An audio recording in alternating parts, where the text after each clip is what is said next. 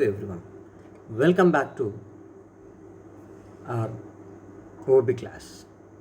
Okay, that is techniques of group decision making. We'll discuss. Over the years, the social scientists have studied the ways in which group decision making may be made really effective. Some of the techniques employed to make the group decision making process more effective and decision making more efficient. Okay, and we'll see what are the techniques that are available for group decision making. One is brainstorming. Brainstorming is a technique used to enhance creative responses to problem solving and opportunity finding. It was originally developed by a prominent advertising executive. His name is Alexia Osborne. The technique was used originally to develop an ad program, but it can be used at any time. Okay, an organization wants to develop creative or freewheeling ideas. Okay, this technique involves a group of people, usually between 5 and 10, sitting around a table in a classroom like sitting, generating ideas in the form of free association. The primary focus of brainstorming is on generation of ideas. Why we use brainstorming technique? For the generation of ideas rather than evaluation of ideas. We don't consider, first we will consider the brainstorming technique to generate. Whether it is viable or not is secondary. We don't want to go for evaluation, right? The idea behind this is that of a large number of ideas are generated. The probability of finding a very unique and creative solution from among them will be very high. The ideas, okay, define and explains the nature of the problem to the group and the rules to be followed. Four rules generally govern the brainstorming process. Ideas, however unusual and undisciplined, are neither censured nor criticized during the brainstorming. Okay, generally we give equal opportunity to all the members to give their own idea. Okay, we never hesitate to take the idea. We never humiliate others, those who have okay represented the idea that is not viable, that is not good at all. We never criticize them. Okay, and we never censure their ideas. No judgment or evaluation of idea is to be made till the idea generation process has been completed. That has to be completed. Everyone has to make a idea, one or two or three. That is your competency. Okay, freewheeling of ideas is welcomed in this session. Right? The wilder or more radical the ideas, the better it will be. Okay, because sometimes the wildest idea result in unique solutions. The ideas which are unfeasible can be discarded later on. Right? Another rule says to strive for quantity, not quality. Okay, with the technique of brainstorming, what the management is going to do? They want to get the ideas in quantity, not in quality. Right? The greater the number of ideas, greater will be the chance of obtaining a superior idea. That is their motto. That is their thought process. Quality can always be judged at the end, okay, after choosing the best idea. Participants are encouraged to improve or modify other participant ideas or to combine two or more ideas to make a still better idea. This process results in free association and unrestricted thinking and may generate some new idea which may not have been okay thought of originally. Right? And advantages of the brainstorming technique. Okay, the main advantage of this technique are broader participation, enthusiasm, deferred judgment, great task orientation, teamwork, and stimulated thinking. This technique is very effective when the problem is comparatively specific and can be simply defined. A complex problem can be broken up into many parts, and each part can be taken up separately at the time. In spite of these advantages, a few disadvantages are also there for the brainstorming technique. The process is very time consuming and it is quite possible that none of the ideas are generated would be optimal. But The wasted time can be minimized if the members of the group are chosen carefully so that they understand the problem and feel that their contribution towards idea generation will be substantial. Right? And another technique is nominal group technique. The nominal group technique is another technique used by decision making. It is very similar to brainstorming but considered to be more effective. This technique controls the amount of group interaction and adds structure to the group's process. All the group members are presented with a problem and each develops a solution independently. It consists a few steps, specific steps. Members meet in a group, but before any discussion takes place, each member independently writes down his or her ideas on the problem. This silent period, okay, this silent period is followed by each member presenting one idea to the group. Each member takes his or her turn, okay, her turn, going around the table, presenting a single idea until all the ideas have been placed. Typically, on a flip chart or chalkboard, no discussion takes place until all ideas have been recorded. This group now discusses the ideas for clarity and evaluates them. Each group member silently and independently rank orders the ideas. The final decision is determined by the idea with the highest aggregate ranking. Right? The technique is called normal because it is grouped in name only, as no verbal exchanges allowed among the members. Okay, it is called nominal because it is a group in name only. Okay, name only, as no verbal exchanges allowed among members. Advantages: this technique integrates the advantages of both individual creativity and group creativity. In many situations, it saves a greater deal of time. There is possibility of equal participation by all the members. This technique therefore improves group decision making under otherwise difficult circumstances. Another is electronic meeting technique. The electronic meeting technique is another technique used for decision making. It is an improvement over the nominal group technique. This technique blends the normal group technique with sophisticated computer technology.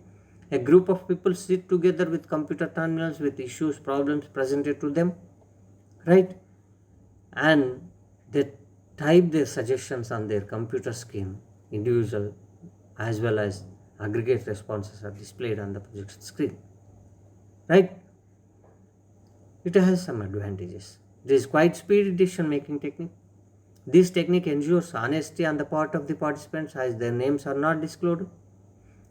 Okay, names were not disclosed. Okay, that will ensure the honesty of the technique. The ideas are processed very fast. This technique involves very low social pressure. The potential for the interpersonal conflict is very low. Disadvantages: the main criticism lies in the high cost involved in installations of computer terminals. Okay, nowadays it is also not a big problem, right? This technique involves very low commitment to solutions on the part of the participants. This technique eliminates the sense of cohesiveness. And another is Delphi technique. Delphi technique was first developed by N.C. Dahlke and his associates in 1950 and the Rand Corporation think tank. Rand Corporation's think tank. It is similar to the nominal group technique except that it does not require the physical presence of the group members. In fact, in Delphi technique, members do not meet face to face. All communication is typically in writing. This technique involves a few steps. One is the problem is identified, the Delphi leader, or we can say leader. And the second is a sample of expert is selected. And third is questionnaires are developed and sent out to the participants. And fourth is responses are compiled and summarized into a questionnaire. Fifth is participants are asked to reevaluate the responses. Sixth is the new responses are compiled and new questions may be prepared. And seventh is cycle stops only when consensus is reached. Eighth is ultimately a solution is developed. Okay. Delphi Van Devan, okay, a Goston have summarized the main objectives of Delphi techniques. What are they? We will see now. To determine or develop a range of possible program alternatives, to explore or expose underlying assumptions or information leading to different judgment, to seek out information which may generate a consensus on the part of the respondent group, and fourth is to correlate formed judgments on the topic spanning a wide range of disciplines, and to educate the respondent groups as to the diverse and interrelated aspects of the topic. Right? And disadvantages. This technique offers the disadvantages of group decision making in circumstances when it is not physically possible to convey the group meeting. The members are totally independent, are not influenced by the opinion of other members. Another advantage is anonymity. Okay, advantages we are going to discuss. Keeping the responses of the panel persons anonymous. It eliminates the problem of face saving and encourages panel experts to be more flexible. This technique is more efficiently used in education, health, business, government, and the military. Right?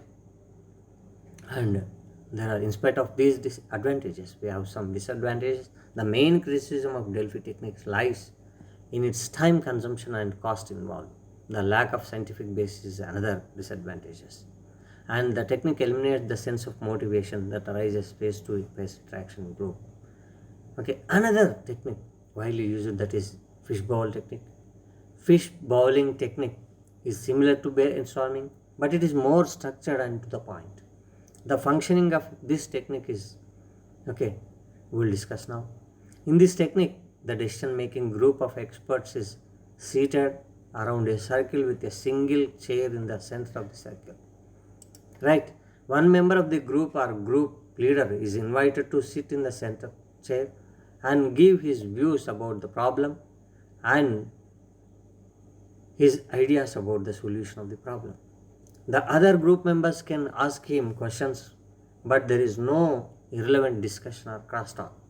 Once the member in the center chair has finished talk and his viewpoint is fully understood, he leaves the center and joins the group in the circle. Then the second member is called upon to sit in the center chair and offer his ideas and opinions in the light of the view expressed earlier. The member can ask him questions based upon the new ideas present by the member in center chair as well as the ideas discussed by the previous central member. The exchange will continue between the central person and the group members till the chair is vacated. This process will continue till all the members have expressed their views. After all the experts have discussed their views, the entire group discussion, okay, the various alternatives suggested and pick one with consensus. Okay, and the last, okay, technique of group decision making is didactic interaction. This technique is applicable only in certain situations, but when such a situation arises, it is an excellent method. The type of problem in such situation should be such that it results in as a no solution.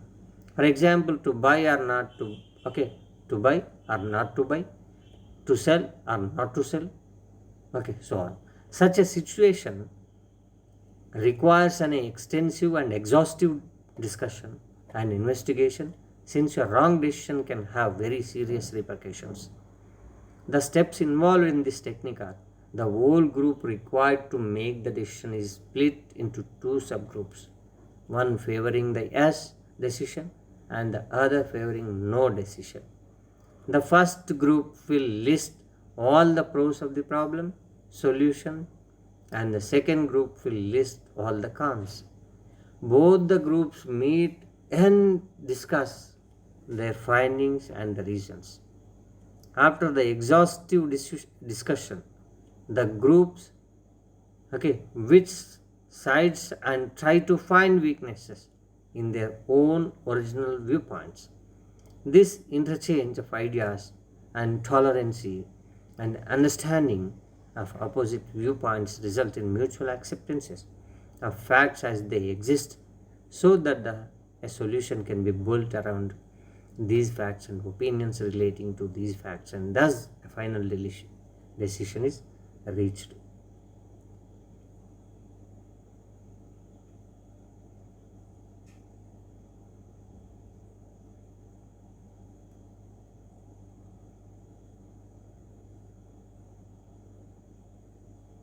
Now we'll discuss types of teams. According to John Katcher and Douglas Smith, a team is a small number of people with complementary skills who are committed to a common purpose, set of performance goals, and approach for which they hold themselves mutual accountable. Teams can be classified on the basis of their objectives. The most common types of teams, which are generally found in the organization, are problem solving teams, one. Self managed teams is another. Self directed work teams, we call them as SDWT.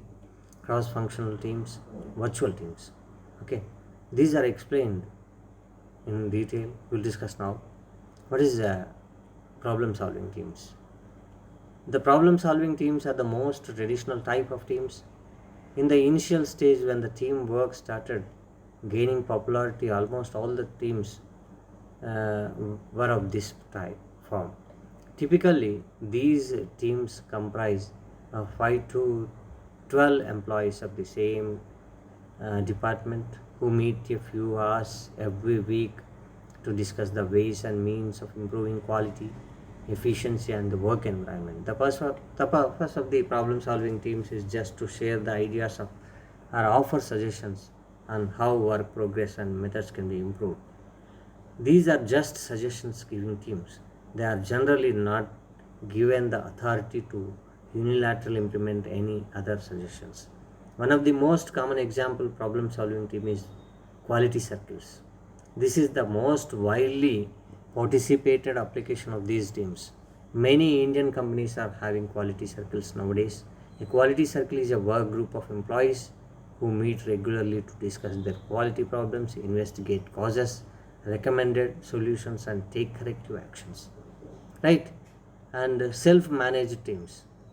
Self-managed teams, also known as self-directed work teams, we call them as SDW team, are already we discussed, are composed of 10 to 15 people who take on responsibility of their former supervisors. Their functions are collective control over the pace of work is first, and the second is determination of work assignments. Third is organization of breaks, and fourth is collective choice of inspection procedure. Fully self-managed teams even select their own members and have the members evaluate each other's performance. Supervisory position takes on decreased importance and in some cases can even be eliminated. The concept of self-managed team is illustrated with the help of self-managed team following. Okay, and business periodicals all over the world are full of articles describing successful operation of self-managed teams. These teams help to increase the employee satisfaction and the volume of business of the companies. These teams led to reduction in costs and increase in productivity. In spite of the increasing importance of self-managed teams, some organizations have been disappointed with the results of these teams. The overall research on the performance of these teams has also not been very positive. The employees working in self-managed teams seems to have higher absenteeism and turnover rates than do employees working in traditional work structure. The specific reasons for all this is not very clear and requires some additional research. And cross-functional teams. Cross-functional teams are the latest innovation to the concept of teams. These teams are made up of employees from about the same hierarchical level but from different work areas who come together to accomplish a task. The examples of cross-functional teams can be task forces and committees. A task force is a temporary cross-functional team, and committees are groups made up of members from across departmental lines. Cross-functional teams are an effective means for allowing people from diverse areas within an organization to exchange information, develop new ideas, and solve problems and coordinate complex projects. The concept of a cross-functional teams is as will be seen. Despite the usefulness of cross-functional teams, these teams are quite difficult to manage, particularly the initial stage of development are very time consuming, as in these stages members learn to work with diversity and complexity. When people from different backgrounds, experience and with different perspective come together, it takes time to build trust and teamwork. It will depend upon the capabilities of manager to facilitate and build trust among team members. Virtual teams. With the growing usage of computers and information technology, companies, whether large or small, are seeing the emergence of virtual teams. These teams are cross-functional groups that operate across space, time, and organizational boundaries, with members who communicate mainly through electronic technologies. These teams make use of electronic technology and to bring together physically and geographically dispersed members in order to achieve a common goal. Right? And technology and knowledge based work has made the virtual teams possible, but globalization and the benefits of the knowledge sharing and teamwork has made them necessary. Okay. Uh, Emails, video conferences, electronic chat rooms, internets, and networked computers let virtual teams coordinate work and make decisions fairly effectively. Right? Nowadays, corporate leaders are emphasizing on virtual teams as these teams potentially make better decisions on complex issues. To summarize, production based work activities require collection of team members, whereas knowledge based work can be done with the help of virtual teams through information technology. Right? These virtual teams nowadays we call the platform which we are using to connect with the student community is nothing but virtual platform. Right? As we are using computers, that is information technology under comes, every student has mobile in his hand, and through the mobile he can access to the classes that are handled through the virtual platform. Right? If you now it is easy for everyone with the smartphone invention, and they can perform different tasks on the mobile. Earlierly what has been used for the purpose of that is what we call it as laptop or computer, nowadays you can access the same with your mobile. Thank you, and now I'll conclude with this. Our class is ended, and I'll conclude the session. Thank you, Ananda.